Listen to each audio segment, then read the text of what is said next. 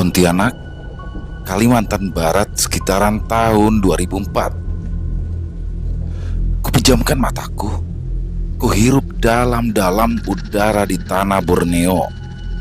Ketika kakiku mulai menapak turun dari anak tangga terakhir pesawat Garuda. Bandar Udara Internasional Supadio menjadi saksi langkah pertamaku di tanah Kalimantan ini. Ya, setelah penerbangan dari Bandara Soekarno-Hatta Cengkareng menuju ke Bandara Supadio Pontianak yang memakan waktu sekitar 1 jam 35 menit, tibalah aku di tanah Borneo, tepatnya di kota Pontianak, Kalimantan Barat. Kedatanganku ke sini bukanlah untuk berlibur ataupun senang-senang. Aku datang ke kota ini dalam rangka pekerjaan. Akan tetapi bukanlah pekerjaan biasa yang mana biasanya pegawai akan mendapatkan gaji atau uang perjalanan dari pekerjaan luar kota. Aku di sini akan berjuang sebagai sales. Mungkin banyak teman-teman yang juga seprofesi denganku yang tahu bagaimana pahitnya menjadi sales. Tidak ada gaji, tidak ada uang makan. Jika ingin dapat uang, maka kami harus berjualan. Tidak jualan, maka tidak akan ada uang, yang mana berarti tidak bisa makan.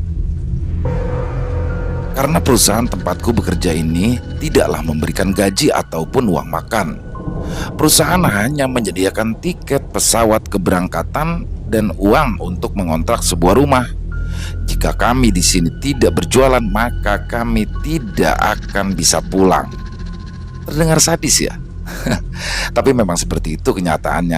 Namun, apabila memang terjadi hal yang demikian, maka kita bisa meminta tiket pesawat pulang dengan catatan hutang. Perkenalkan, namaku Muhtar. Usiaku di tahun ini genap berumur 24 tahun. Aku sudah menikah dan memiliki seorang putri. Aku adalah putra Betawi asli. Mungkin terdengar aneh ya. Putra asli Betawi merantau jauh mengadu nasib ke tanah seberang. Padahal banyak orang-orang dari daerah yang justru datang ke ibu kota untuk mengadu nasib. Tapi itulah hidup. Himpitan ekonomi dan minimnya lapangan pekerjaan di ibu kota kala itu membuatku harus menerima pekerjaan menjadi seorang sales produk alat masak yang mengharuskan aku bertugas di luar kota dan menetap 2 sampai dengan 3 bulan lamanya di kota yang sudah ditetapkan perusahaan. Aku tidak sendirian di sini. Kami berangkat dan akan bergerak nantinya dalam kesatuan sebuah tim yang berjumlah 7 orang termasuk diriku. Tim ini terdiri dari 2 sales laki-laki, aku dan Andri, dan 4 orang sales perempuan, Mbak Tari, Mbak Ana, Mbak Dira, dan Mbak Sumi, dan 1 orang driver kami yang bernama Bang Ocim. Dari keseluruhan, semuanya sudah menikah kecuali 1 orang, yaitu Andri. Dari tim kami ini, ada 4 personil yang sudah pernah berangkat ke Kalimantan Barat ini 2 bulan yang lalu. Tapi mereka 2 bulan yang lalu ditugaskan di Kabupaten Sanggau. Dan oleh karena masih ada tagihan dan janji prospekkan di Kabupaten Sanggau, akhirnya tim kami pun memutuskan singgah terlebih dahulu di sana untuk menyelesaikan semua.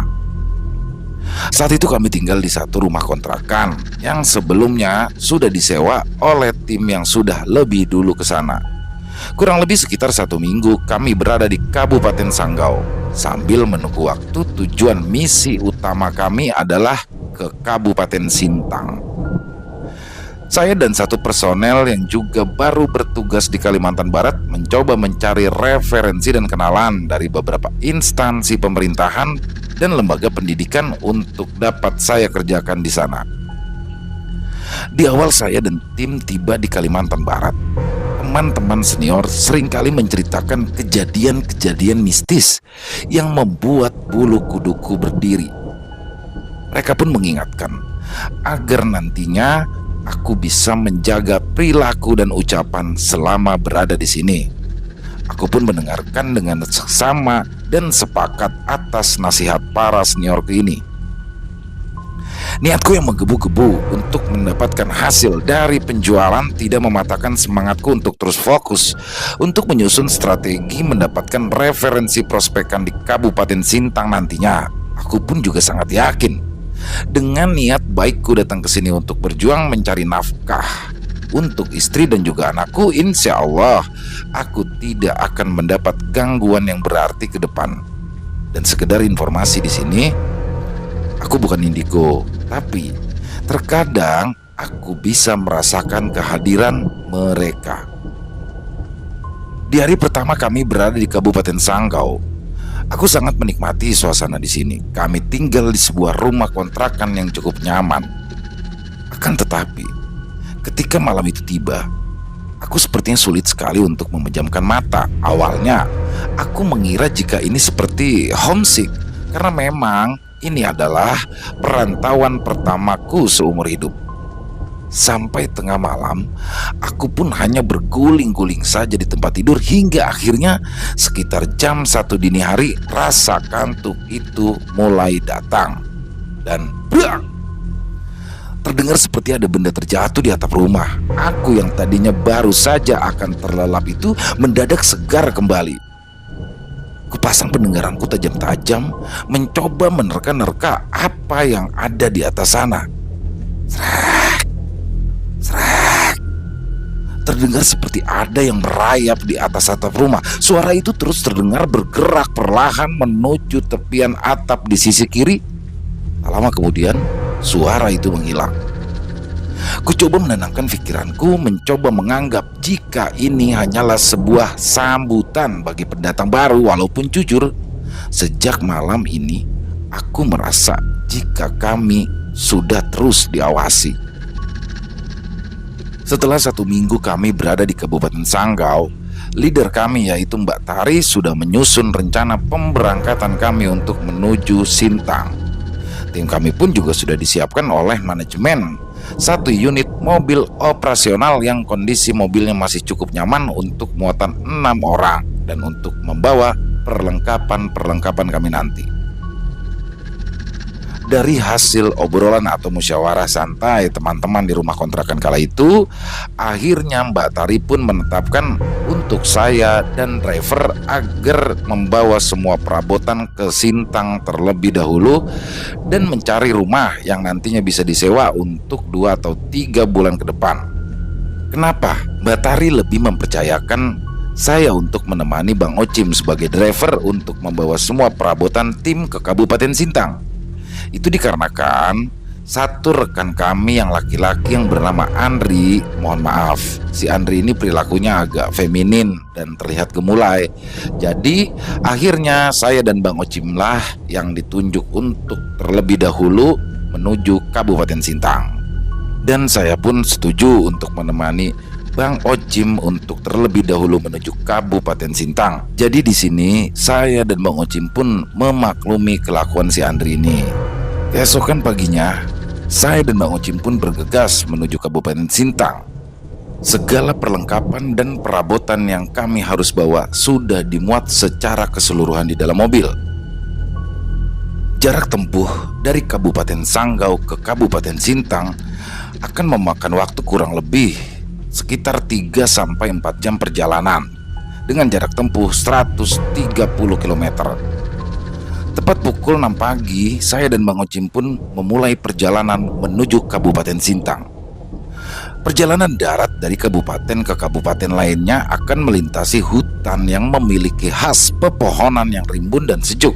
Kami berdua menikmati perjalanan aspal hutan Kalimantan Barat yang sangat halus, di mana hampir di sana kami tidak menemukan lubang. Sesekali kami juga melihat penduduk asli Dayak Kalimantan Barat berjalan kaki tanpa alas, dan terlihat juga mereka membawa keranjang panjang yang ditumpukan di atas kepala. Dan menurut informasi, mereka pada malam harinya pergi ke hutan untuk mengambil hasil hutan yang berupa buah-buahan, madu, dan hasil hutan lainnya. Lalu kemudian di pagi harinya mereka akan keluar hutan dan menjajakan hasilnya di pasar tradisional terdekat dengan berjalan kaki. Walaupun dibilang dekat, akan tetapi tetap saja membutuhkan waktu dan jarak tempuh yang lumayan jauh. Mungkin karena sudah terbiasa dilakukan setiap hari, jadi untuk penduduk asli orang Dayak Kalimantan Barat bukanlah menjadi persoalan, dan itulah salah satu yang membuat hidup mereka lebih sehat. Mentari pagi bersinar di sela-sela pepohonan yang rimbun menjadikan perjalanan kami cukup berkesan dan tidak terlupakan sampai saat ini. Sepanjang perjalanan, aku dan Bang Ocim pun saling melempar canda yang membuat kami tertawa dan menambah akrab walaupun pertemanan kami baru beberapa hari saja. Terlebih, Bang Ocim ini juga berasal dari suku Betawi yang setiap guyonannya membuat saya tertawa geli. Di sela canda juga obrolan santai, Bang Ocim juga menceritakan pengalaman dia sebelumnya selama berada di Pontianak dan Sanggau, terutama saat melintas malam-malam di tengah hutan. Gue ingetin aja, Tar, jangan sekali-kali lu melintas di hutan Kalimantan sambil bawa makanan atau minuman yang baunya menyengat. Katanya itu bakalan membuat makhluk-makhluk halus datang dan bisa gangguin perjalanan lu. Contohnya apa ya, Bang? Tanyaku kala itu. Ya seperti kopi seduh, terasi, ikan asin, ya dan lain-lain. Makanya tadi gua ngelarang lu dikontrakan mau nyeduh kopi buat dibawa di mobil. Mendingan kita seduh nanti aja di tempat istirahat, atau mending beli di warung. Waktu pun tidak terasa, perjalanan sudah hampir 3 jam, artinya kami sudah mulai memasuki perbatasan antara Kabupaten Sanggau dan Kabupaten Sintang. Waktu kala itu menunjukkan pukul 9 waktu Indonesia Tengah. Kami pun terus melaju dengan sambil merencanakan rumah seperti apa yang nantinya akan kita sewa. Aku pun sambil berkoordinasi dengan Mbak Tari via telepon kala itu. Waktu itu teknologi komunikasi belumlah secanggih sekarang, jadi kami hanya bisa teleponan, tidak bisa video call seperti sekarang. Pada saat itu punya ponsel ringtone poliponik saja sudah terbilang keren. Ponsel yang sudah ada animasinya berwarna dan animasinya bisa bergerak saja kala itu sudah menjadi barang yang mewah. Aku pun kala itu masih menggunakan HP merek Nokia. Dan akhirnya tibalah saya dan Bang Ocim di Kabupaten Sintang. Kala itu kita berdua bingung mau kemana dan bertanya pada siapa terkait informasi rumah yang bisa disewa. Sebelumnya kami coba berkeliling kota Sintang. Kami pun menepi di salah satu warung kopi untuk sedikit meluruskan kaki dan menikmati sebatang rokok dan segelas kopi hangat. Terpikir oleh Bang Ocim untuk mencoba bertanya ke penjaga warung kopi kala itu. Bu, maaf, ada informasi rumah di sekitaran sini yang bisa disewa atau dikontrak nggak? Tanya Bang Ocim kala itu kepada ibu penjaga warung. Memangnya bapak-bapak dari mana? Tanya ibu penjaga warung. Oh, kami dari Jakarta, Bu. Rencananya ada pekerjaan di sini ya sekitar 2 atau 3 bulan ke depan di Sintang. Oh, coba Bapak agak ke tengah kota Sintang sedikit ya. Di sana banyak rumah yang bisa disewa atau dikontrakan, jawab ibu penjaga warung itu. Sambil menikmati secangkir kopi hangat dan sebatang rokok, kami dan penjaga warung itu berbincang-bincang ringan seputaran kota Sintang. Dan juga tidak lupa hal-hal mistis yang sudah menjadi cerita turun-temurun bagi warga kota Sintang. Memang kami sebagai tamu dari Pulau Jawa haruslah banyak bertanya untuk mendapatkan informasi tentang apa-apa saja yang menjadi batasan dan perilaku, juga daerah-daerah yang harus jadi perhatian untuk kami. Dan setelah kami rasa sudah cukup istirahat dan kami sudah mendapatkan informasi, kami pun lalu bergegas untuk menuju lokasi yang sudah diarahkan oleh ibu penjaga warung. Kami pun berputar-putar dari perumahan ke perumahan, dari kampung ke kampung sekitaran kota Sintang, hingga kala itu waktu menunjukkan pukul 12 waktu Indonesia Tengah. Kami saat itu belum menemukan rumah yang cocok. Terkadang ada yang harganya sesuai budget tapi ukuran rumahnya terlalu kecil. Ada juga yang rumahnya lumayan luas tapi harganya tidak sesuai dengan budget kami.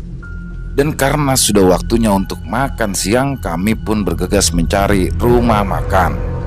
Tak jauh dari situ persis kami lihat ada warung makan Padang yang lokasinya tidak jauh dari masjid. Saya dan Bang Ocim pun singgah di rumah makan Padang tersebut. Dan setelah selesai makan, kami pun sholat di masjid tersebut. Setelah selesai sholat, aku dan Bang Ocim pun kembali santai-santai sejenak di masjid. Di tengah istirahat kami, ada seorang laki-laki parubaya yang terlihat menghampiri kami. Assalamualaikum bapak-bapak. Waalaikumsalam. Ya Pak, maaf kami izin istirahat sebentar di sini. Oh iya ya, silakan nggak apa-apa. Sepertinya saya lihat bapak-bapak ini dari jauh ya. Perkenalkan, nama saya Amir. Oh betul Pak, kami dari Jakarta. Saya Ocim dan ini teman saya Muhtar. Wow, ada keperluan apa? Bapak-bapak di Sintang sini. Jadi gini Pak, kami ada kegiatan pemasaran yang ditugaskan dari kantor kami. Oh gitu. Sekarang tinggal di mana? Ya itu dia Pak, kami ini belum mendapatkan tempat tinggal yang cocok. Kami sedang mencari rumah kontrakan Pak. Coba bapak-bapak ini ke arah utara dari kota sini. Nah di sana tuh ada rumah Ibu Bidan. Menurut informasi, rumah beliau itu dikontrakan dan rumahnya cukup besar, harganya juga termasuk murah ya, dan masuk mobil tempatnya. Wah terima kasih banyak Pak atas informasinya.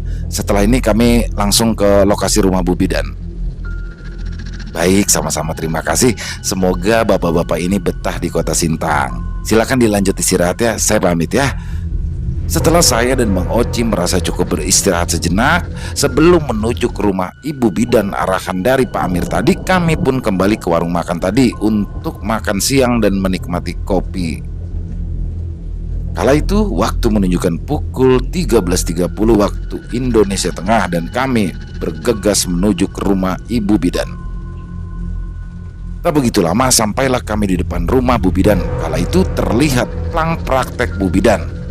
Rumahnya cukup besar dan di sisi kiri ada rumah yang kalau saya perhatikan sepertinya rumah itu sudah cukup tua, tapi memang masih cukup layak untuk ditempati. Tok tok tok. Assalamualaikum. Tidak begitu lama muncullah dari pintu ruang depan sesosok wanita setengah baya yang saya taksir usianya sekitaran 50 tahunan, dan ternyata beliau adalah Ibu Bidan yang Pak Amir maksud tadi. Waalaikumsalam. Iya Pak, ada perlu apa? Bu maaf, perkenalkan saya Muhtar dari Jakarta. Menurut informasi yang saya dapat, Ibu menyewakan atau mengontrakan rumah ya? Tanya aku kala itu. Oh betul sekali Pak. Untuk siapakah? Oh ya, maaf. Ayo silakan masuk dulu. Kami pun masuk ke ruang tamu Bu Bidan dan duduk di kursi sofa ruang tamunya. Ayo silakan duduk bapak-bapak. Terima kasih Bu. Rencananya keluarga yang mau menempati rumah ini? Oh bukan Bu. Kami ini adalah tim sales dari Jakarta. Jumlahnya ada 7 orang. 6 orang sales dan 1 driver. Ini Bang Ocim ini drivernya. 6 orang laki-laki semua? Tanya Bu Bidan. Oh tidak Bu, ada 4 wanita dan 3 laki-laki. Oh begitu. Baik, tidak masalah.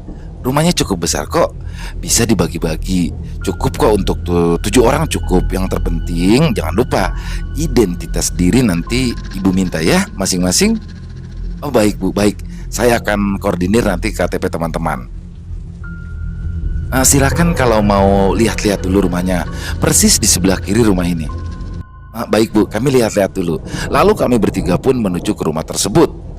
Selayaknya rumah khas di Kalimantan Barat, terlihatlah sebuah rumah panggung yang konstruksi dasarnya atau pondasi tiang yang cukup kuat. Lantai kayu dan lantai cor dilapisi karpet dan gantung di atas permukaan tanah. Di depannya ada teras yang terlihat cukup luas. Ayo silakan masuk bapak-bapak. Kami pun lalu masuk dan terlihatlah ruang tamu lengkap dengan kursi sofa busa letter L yang sudah terlihat kuno. Kemudian ada 4 kamar yang besar-besar, kurang lebih ukuran 6 kali 5 meter. Masing-masing dengan pintu dengan ukiran motif kuno pula. Maaf Bu Bidan, kamar mandinya di sebelah mana ya? Oh iya, kamar mandinya ada 2, tapi posisinya di bawah. Oh, ada lantai bawah ya Bu? Jadi di sini sedikit saya berikan gambaran rumah tua tersebut berada di atas lahan agak berbukit. Dari tebing tanah dipapres menjadi ruang bawah tanah atau lantai bawah.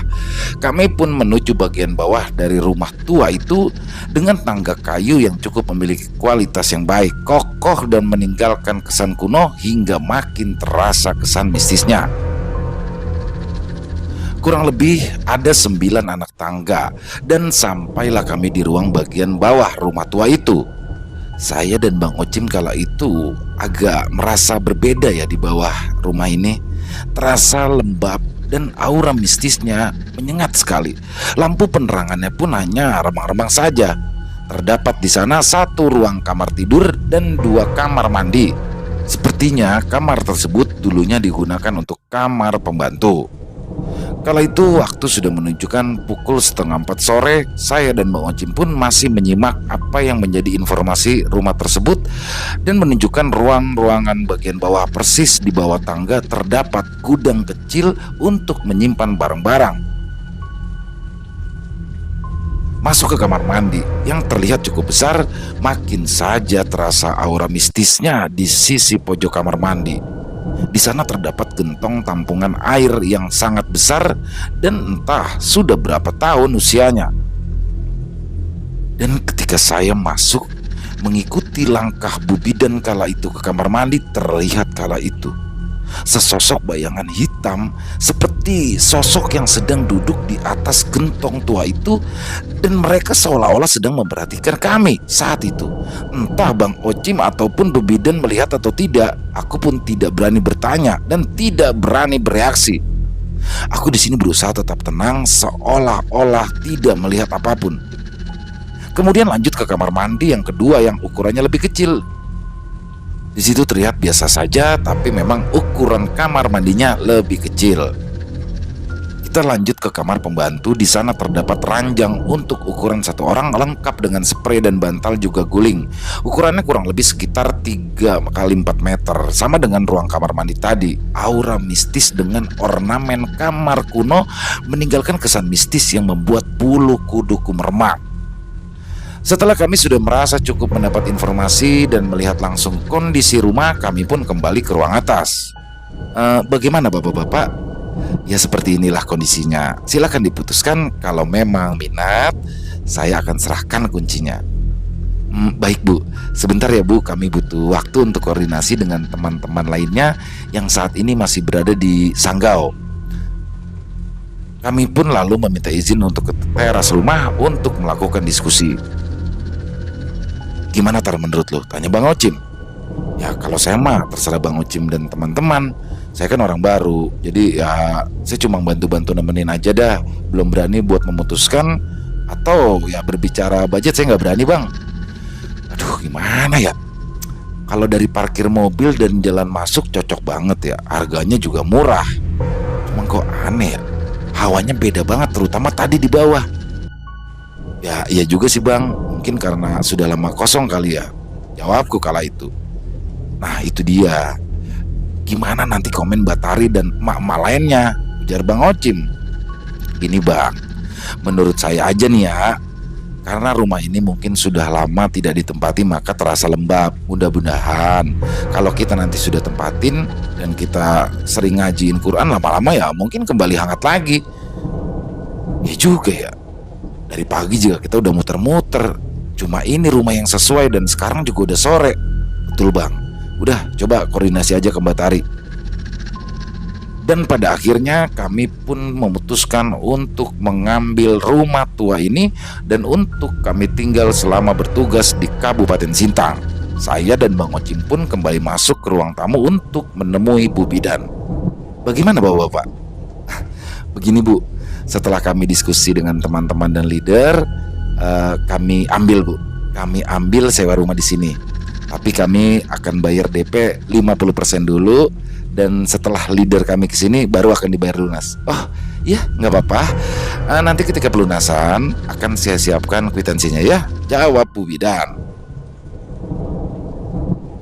Setelah membayarkan DP 50% itu, Bu Bidan pun lalu menyerahkan kuncinya. Mau kapan mulai diisi? Oh, sore ini juga Bu. Kebetulan sebagian perabotan dan perlengkapan kami sudah ada di mobil dan malam ini saya berdua akan beristirahat dulu di sini sambil beres-beres. Nah, besok pagi kami akan kembali ke Sanggau untuk menjemput teman-teman kami. Baik, kalau begitu. Silakan dilanjut ya. Selamat beristirahat dan saya pamit pulang dulu. Baik Bu Bidan, terima kasih. Oh iya, jangan lupa KTP-nya kalau sudah kumpul diantar ke rumah ya. Baik Bu. Setelah kami membereskan barang-barang, Bang Ocim pun membagi-bagi kamar. Untuk satu kamar 2 orang di atas semua. Saya dan Bang Ocim, 2 ibu-ibu satu kamar dan 2 ibu-ibu di satu kamar lainnya. Dan untuk si Andri, kami akan berikan dia satu kamar sendirian. Tidak terasa waktu kala itu sudah menunjukkan pukul 6 sore. Saya dan Bang Ocim pun sudah selesai beres-beres. Mandi yuk, tapi kayaknya gue takut deh sendirian. Kita mandi berdua yuk, kan ada 2 tuh kamar mandinya. Ya bang, saya juga takut kalau sendirian. Bang Ocim mandi di kamar mandi yang besar ya, saya yang kecil aja. Kala itu aku sengaja memilih kamar mandi yang agak kecil karena jujur saya masih terbayang oleh sosok hitam besar tadi di sana. Kami pun akhirnya bersih-bersih setelah seharian beraktivitas sampai waktu maghrib tiba. Tidak ada hal aneh yang terjadi ketika kami mandi, akan tetapi perasaan kami seperti ingin segera selesai dan buru-buru. Karena tetap saja hawanya sangat lembab yang membuat kami merinding dan kebetulan kala itu aku yang duluan selesai. Sambil menunggu, aku pun duduk di kursi kayu panjang kuno di depan kamar pembantu. Di sini aku kembali merasakan jika sepertinya ada sosok yang terus memperhatikanku. Bang Ocim, udah belum? Panggilku. Ya sebentar. Selang 2 menit kemudian Bang Ocim pun keluar kamar mandi. Kami pun lalu bergegas ke atas bagian rumah dan masuk ke kamar untuk sholat maghrib. Setelah selesai melaksanakan ibadah sholat maghrib, kami pun memutuskan untuk keluar mencari makan malam. Sekalian kita akan berkeliling kota Sintang. Dan sekitar pukul 9 malam kami pun sudah kembali ke rumah tersebut. Di ruang tamu, seperti biasa, hiburan saya dan Bang Ocim kala itu adalah mengisi TTS atau teka-teki silang. Karena dulu memanglah belum ada game online di handphone seperti zaman sekarang. Dan di saat aku dan Bang Ocim kala itu sedang asik mengisi TTS dengan masing-masing dari kami memiliki buku TTS sendiri, tapi kami saling sharing jawaban dan dagelan sambil tertawa. Tiba-tiba aku melihat sosok hitam tinggi besar berbulu yang tadi kulihat duduk di gentong tua di kamar mandi bawah. Kini sosok itu terlihat berdiri di tangga yang mengarah ke ruang bawah. Karena posisiku yang menghadap ke arah tangga, maka jelas sekali kala itu aku melihat sosok di tangga tersebut, sementara posisi Bang Ocim terhalang dinding kamar kami yang posisinya persis di belakang sofa.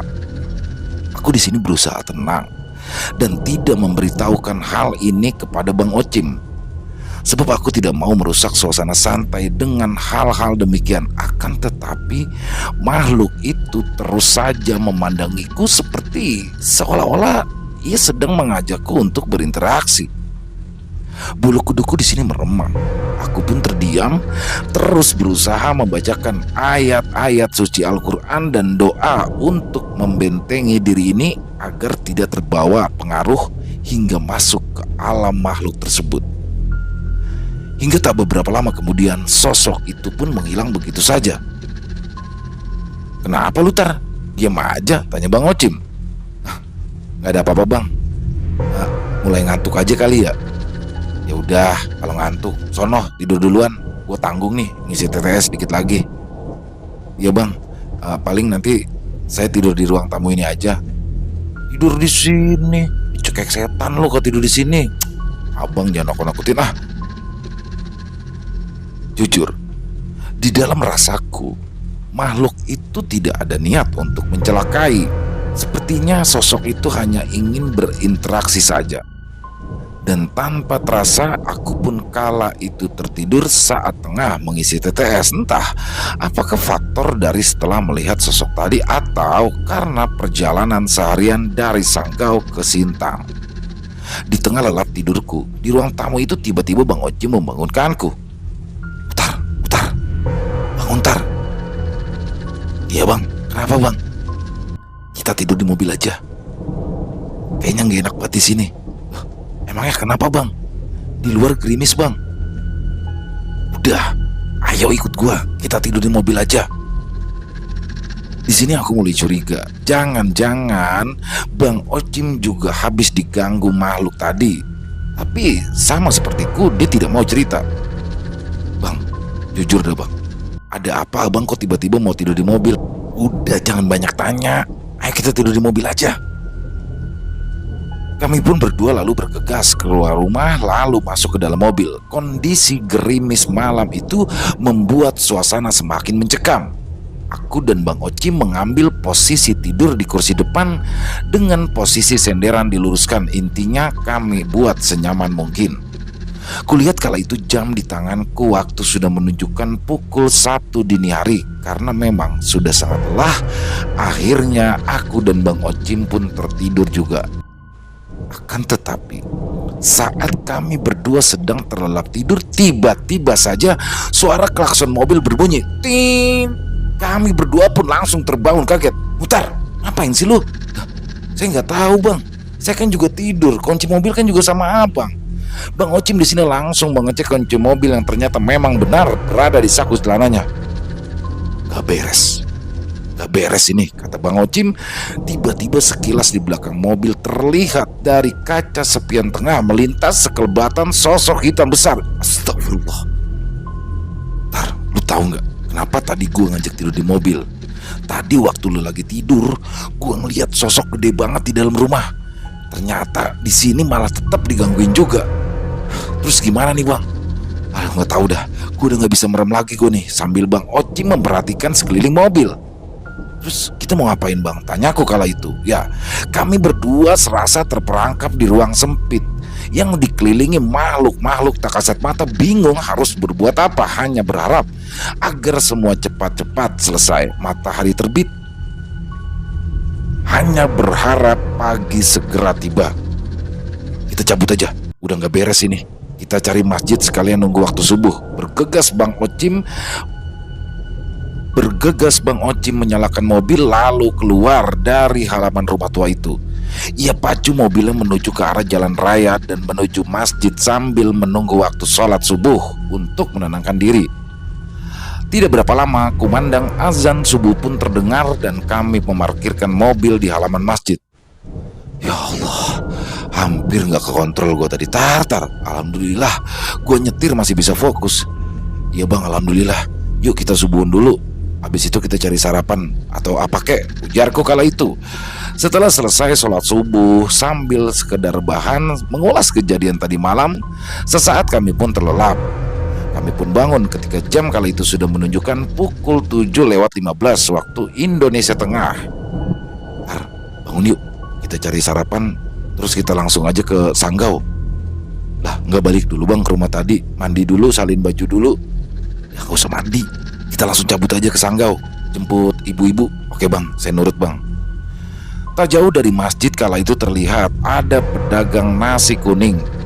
Saat saya dan Bang Ocim sarapan pagi, kami pun sambil berbincang santai dengan ibu pedagang nasi kuning itu. Terlihat juga di situ ada beberapa pelanggan yang juga sedang mengantri dan menunggu nasi kuning yang mereka pesan. Ibu pedagang nasi kuning itu bernama Ibu Syamsiah. Terlihat sepertinya Bu Syamsiah ini juga merupakan perantau dari luar pulau. "Mas sepertinya juga bukan asli sini ya?" Bu Syamsiah kala itu mulai bertanya. "Oh iya bu, kita dari Jakarta," jawabku. "Wah, jauh juga. Terus tinggal di mana? Kok tadi dari masjid sih?" "Ya bu, tadi kita habis subuhan dulu dan sempat ketiduran di masjid," jawabku kala itu. "Kita tinggal di kontrakan di rumah Bu Bidan." Bang Ocim pun tiba-tiba menyela pembicaraan kami. "Oh, Bu Bidan, yang kontrakannya di sebelah kiri dari rumah beliau ya?" "Ah, betul bu, rumah tua itu," kata Bang Ocim lagi. "Berapa memangnya sebulan kontrak di situ?" tanya ibu itu. "Oh murah bu, murah banget lah pokoknya." Tiba-tiba di sini Ibu Syamsiah berkata, "Ya iyalah pak, pasti murah. Kan rumah itu rumah angker. Tahu nggak kenapa bisa angker? Belum lama di situ itu tuh ada yang mati gantung diri. Sambil menyuap nasi, saya dan Bang Ocim kala itu saling berpandang dan berhenti sejenak. Gantung diri, mati bunuh diri di situ, Bu? Iya, mati di situ. Ceritanya dulu tuh ada yang sewa rumah itu. Itu keluarga ya. Ya keluarga nggak harmonis gitulah, ribut-ribut terus. Karena lakinya ketahuan selingkuh, singkat cerita ya istrinya gantung diri deh di bagian bawah rumah tua itu. Ujar Bu Samsia panjang lebar ia menerangkan. Duh, gimana nih Tar? Tanya Bang Ocim kala itu.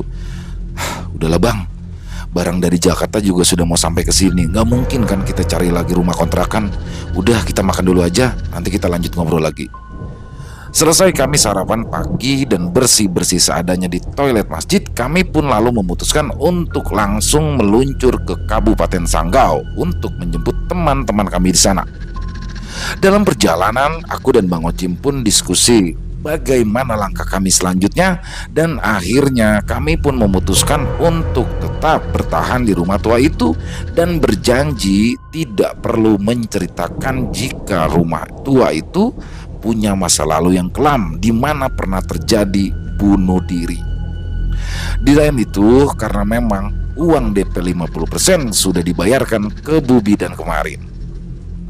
Singkat cerita, sampailah aku dan Bang Ocim di kontrakan Sanggau sekitar jam 12 siang. Aku dan Bang Ocim pun sempat istirahat sebentar hanya untuk sedikit melepas rasa lelah. Aku dan Bang Ocim di sini tetap berusaha untuk merahasiakan apa yang terjadi di rumah tua itu. Dan setelah merasa cukup istirahat, terutama Bang Ocim yang harus membawa kendaraan, selepas asar sekitar pukul 3:30 sore, saya dan Bang Ocim bersama kelima teman lainnya kembali menuju Kabupaten Sintang ke rumah kontrakan tua itu. Seperti sebelumnya, Bang Ocim di sini kembali menancapkan gas mobil di kecepatan antara 60 sampai 100 km per jam dengan jarak tempuh kurang lebih 3 jam perjalanan. Tapi kali ini teman-teman mampir dulu ke salah satu rumah makan di kota Sintang karena menjelang malam, supaya sampai di rumah itu kita tinggal bersih-bersih dan beristirahat. Dan sekitar pukul 8 malam kami pun akhirnya tiba di rumah kontrakan itu. Para ibu-ibu kala itu sedikit agak memperhatikan sekeliling rumah itu. Kesan kuno dan mistis pun mereka rasakan di sini. Terlebih ketika mereka melihat sebuah pohon besar di sisi kanan rumah itu. Tetapi di sini mereka agak heran jika rumah sebesar ini harga sewanya sangat murah. Dan kala itu ada dari satu ibu-ibu itu menyeletuk. Jangan-jangan rumahnya banyak hantunya nih, makanya harganya murah. Di sini aku dan Bang Ocim saling berpandangan.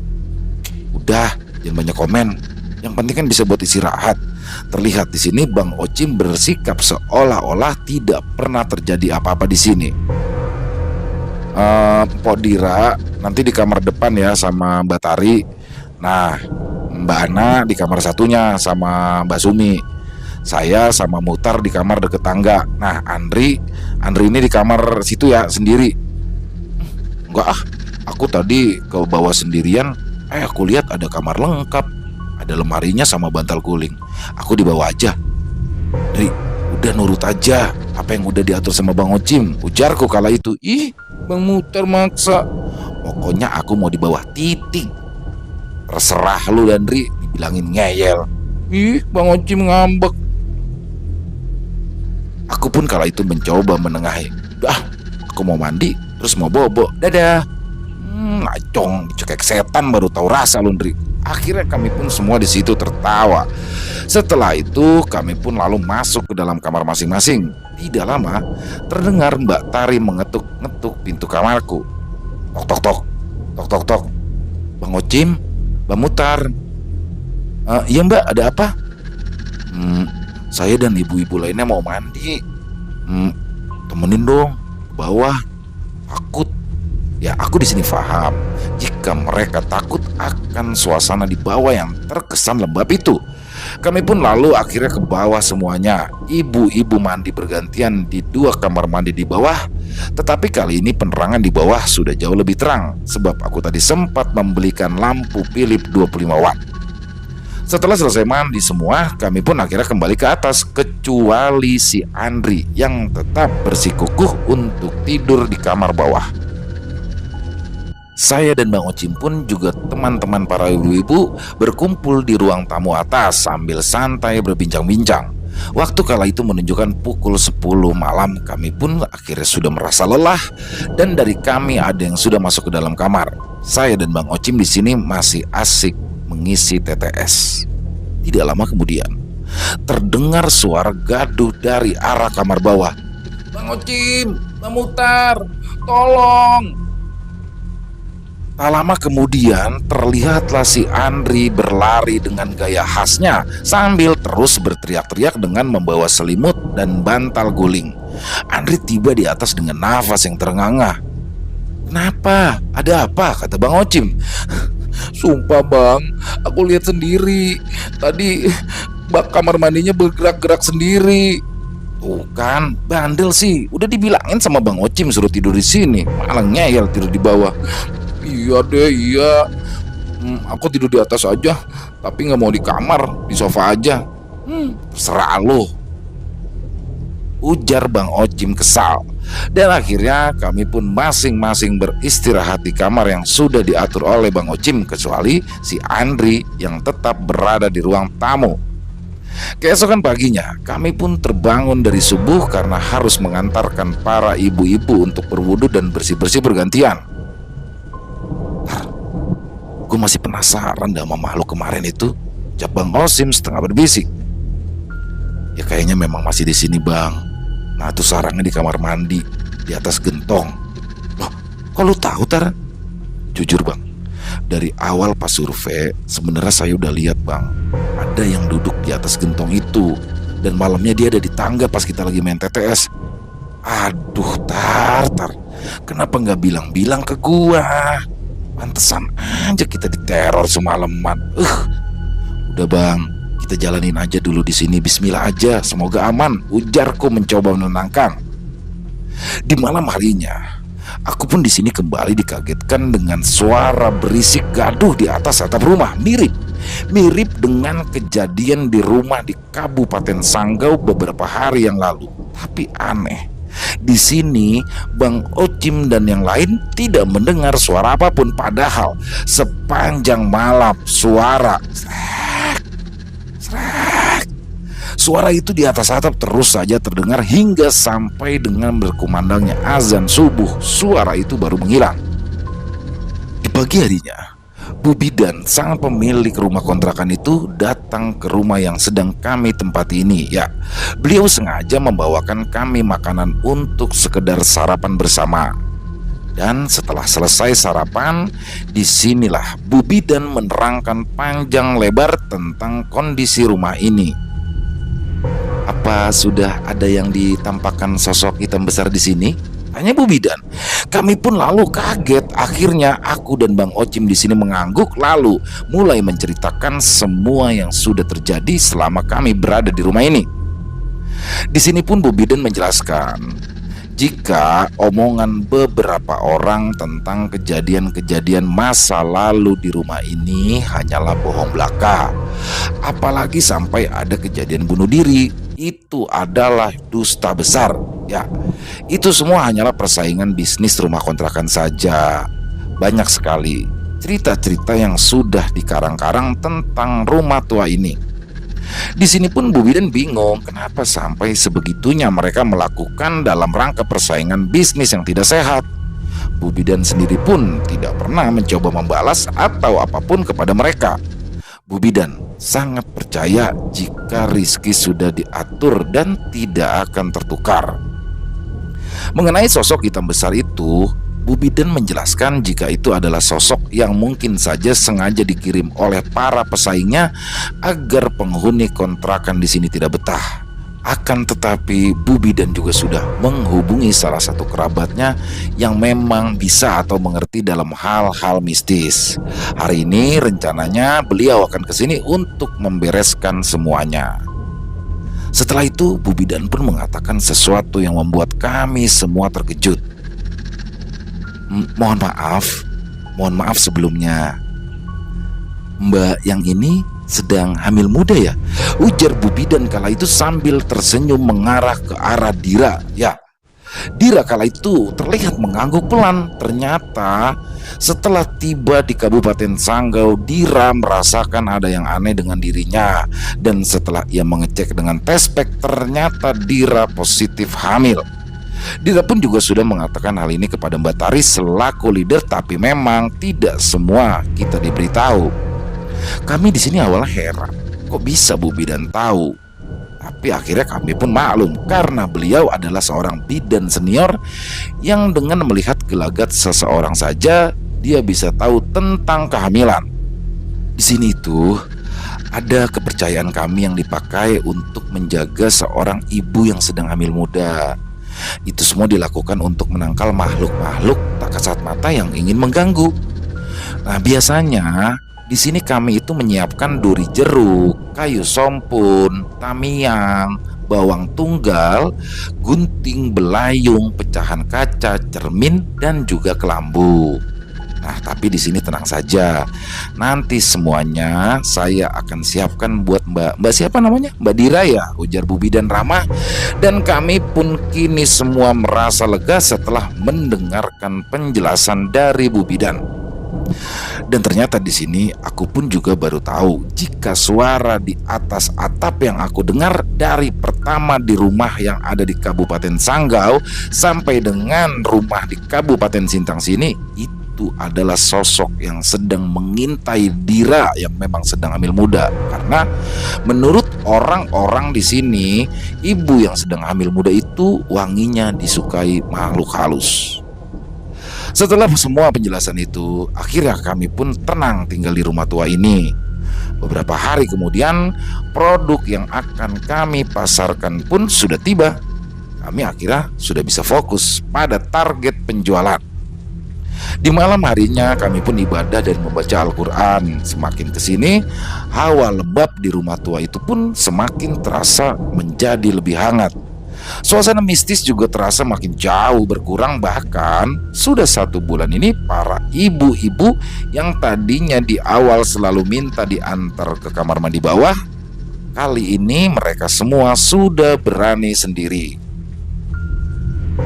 Tak terasa sampai akhirnya tugas kami di kota Sintang ini selama 3 bulan sudah selesai dengan hasil penjualan yang alhamdulillah cukup baik. Kami pun kembali ke Jakarta dengan senyuman cerah membawa rezeki untuk keluarga kami masing-masing. Ya, kami semua berharap bisa dalam tim yang sama lagi untuk pengiriman tugas selanjutnya yang mungkin masih akan menyisir wilayah Kalimantan. Satu hal yang paling kuingat dari tugasku selama 3 bulan di Kalimantan Barat ini adalah alam Kalimantan yang begitu indah berpadu dengan budayanya yang sangat menarik disertai keramahan penduduk asli Kalimantan terhadap kami para pendatang. Salam hormat saya untuk seluruh warga Kalimantan. Selesai. Wow, luar biasa kisahnya dari Bang Muhtar ya. Jadi kisah ini ditulis oleh Bang Muhtar, yang mana Bang Muhtar ini adalah sahabat saya sendiri. Jadi Bang Muhtar ini sudah beberapa wilayah di Kalimantan ya. Mungkin nanti kedepannya ada cerita kisah-kisah lagi yang lebih seru tentang perjalanan beliau di Kalimantan yang lain ya. Dan memang di Kalimantan Barat inilah, di Pontianak lanjut ke Sintang dan Sanggau, ini adalah pengalaman pertama Bang Muhtar. Luar biasa Bang Muhtar, terima kasih atas kisahnya ya. Semoga teman-teman juga di rumah bisa terhibur atas kisah ini. Dan buat yang mau kirim-kirim kisah juga bisa kirimkan ke kami di 0878 4509 4752. Kami ulangi 0878 4509 4752. Ditunggu ya buat yang punya kisah. Dan kami ucapkan terima kasih sebesar-besarnya kepada seluruh subscriber, seluruh pendengar kami yang sudah tetap setia untuk mendengarkan, menonton video kami. Kami ucapkan terima kasih sebesar-besarnya. Karena kalianlah kami terus semangat berkarya. Dan di akhir kata, semoga ada hikmah baik yang bisa kita ambil dari kisah tadi. Dan Sekali lagi, kata-kata yang saya suka ya di akhir yaitu Kalimantan dengan alamnya yang begitu indah berpadu dengan budayanya yang menarik disertai keramahan penduduk asli Kalimantan terhadap para pendatang. Luar biasa. Salam hormat ya untuk seluruh warga Kalimantan. Dan semoga teman-teman semua terhibur. Buat yang punya komentar lain silakan bisa tulis di kolom komentar atau sekedar saling menyapa. Insya Allah kami akan membalasnya satu persatu. Dan buat yang suka silakan bisa diklik tombol jempol atau tombol like-nya. Buat yang belum subscribe, yuk diklik tuh tombol merah subscribe-nya, loncengnya dinyalain agar teman-teman selalu mendapatkan notifikasi dari konten-konten yang akan kami upload selanjutnya. Di akhir kata, saya Ilo mengucapkan permohonan maaf atas kata-kata saya yang salah, mungkin tadi yang mungkin kurang berkenan di hati teman-teman. Saya memohon maaf yang sebesar-besarnya. Dan sampai jumpa lagi di konten-konten kami yang selanjutnya, yang pasti tidak kalah serunya, tidak kalah horornya, masih bersama saya Ilo di Extreme Movie. Salam sehat, sukses selalu untuk kita semua. Amin amin ya robbal alamin. Waalaikumsalam warahmatullahi wabarakatuh.